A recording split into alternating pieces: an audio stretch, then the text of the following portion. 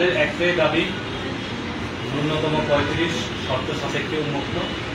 এই দাবিকে বাস্তবায়ন দেওয়ার জন্য অন্তর্বর্তীকালীন সরকারের কাছে একটাই আহ্বান, আমাদের চূড়ান্ত প্রজ্ঞাপন যতক্ষণ পর্যন্ত নিশ্চয় না করবে আমরা আশ্বস্ত না হব আমাদের আন্দোলন রাজপথে, আমাদের আন্দোলন মাঠে। আপনাদের এই যে 35+ এর সংখ্যা কত আছেন আপনারা? সংখ্যায় কত আপনারা? 26 থেকে 30 লক্ষ আপনার হচ্ছে এটা সংখ্যা অফিসিয়ালি, এটা আরো ঊর্ধ্ব হতে পারে। আর যেহেতু 12 বছর আন্দোলন, যেহেতু এটা কোনো মীমাংসা হয় নাই, সেহেতু এটার আক্ষেপ আমার মনে হয় 50 লক্ষর উপরে গেছে, প্রায় 1 কোটির উপরে গেছে। কারণ হচ্ছে এই আক্ষেপটা এখন পর্যন্ত আছে যে এই একটা শান্তিপূর্ণ আন্দোলন, পৃথিবীর কোনো আন্দোলন দেখাইতে পারবে না এত শান্তিপূর্ণভাবে এত দীর্ঘ সময় ধরে আন্দোলন চলমান ছিল। একমাত্র এই 35 আন্দোলন বাংলাদেশে এবং পৃথিবীর মধ্যে একটা রোল মডেল হয়েছে, সেটা হচ্ছে যে এত শান্তিপূর্ণ এবং অহিংস আন্দোলন। যদি আমাদের দাবিটা বাস্তবায়ন করা না হয়, আবারও বলছি, যদি আমাদের দাবিটা দ্রুত প্রজ্ঞাপন করে বাস্তবায়ন করা না হয়, তাহলে আমরা অহিংসভাবে, আমরা শান্তিপূর্ণভাবে যতক্ষণ না পর্যন্ত বাস্তবায়ন না করা হবে ন্যূনতম 35 শর্ত সাপেক্ষে উন্মুক্ত, ততক্ষণ পর্যন্ত আমরা রাজপথ কামড়িয়ে থাকবো। আমরা রাজপথে থেকে এই দাবিটা বাস্তবায়ন করবো। আগে যে আন্দোলনগুলি করছেন এ থেকে কি কোনো ভূমিকা পর্যন্ত হয়েছে? আমরা এখন পর্যন্ত অফিসিয়ালি কোনো ডিক্লারেশন পাইনি রাষ্ট্রের পক্ষ থেকে। একটা কথা হচ্ছে, আপনারা যখন সাহায্য করেন, আমরা হসপিটাল দিয়েছিলাম,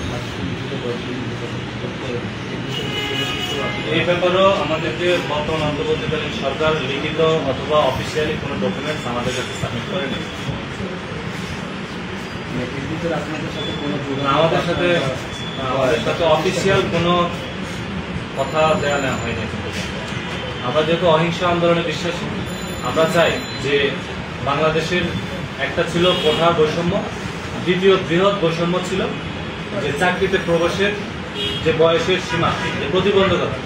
আমরা কোঠা আন্দোলনের একটা পার্ট হিসাবে আমরা যে বৈষম্য, চাকরিতে প্রবেশের আবেদনের যে বৈষম্য, সেটাকে দূর করার জন্য আমাদের এই আন্দোলন।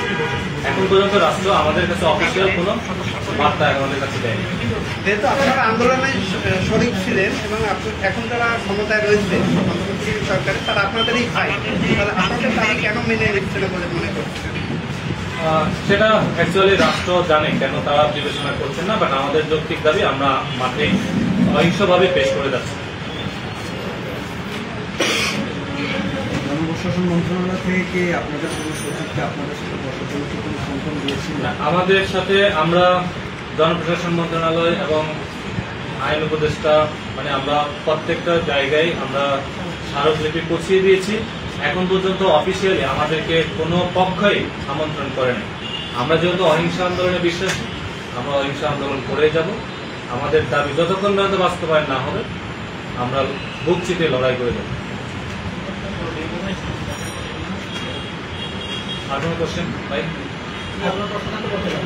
বর্তমান যে উপদেষ্টা সরকার রয়েছে, সেখানে 2 জন ছাত্র প্রতিনিধি রয়েছে যারা শিক্ষার্থীদের দাবিগুলো আসলে উপস্থাপন করেছে।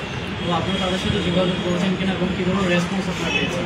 আমরা যোগাযোগ করার চেষ্টা করেছি, কিন্তু আমরা বর্তমান যে 2 জন আমাদের ছাত্র প্রতিনিধি, মানে আমাদের থেকে গিয়ে আমরা যারা আন্দোলন করেছিলাম, বৈষম্য বিরোধী আন্দোলন, আমাদের এই সহযোদ্ধা 2 জন উপদেষ্টা আছে, সম্মানিত উপদেষ্টা, ওনাদের পক্ষ থেকে আমরা অফিসিয়াল কোনো ডিক্লারেশন পাইনি, কোনো লিখিত কোনো আদেশ পাইনি। ধন্যবাদ।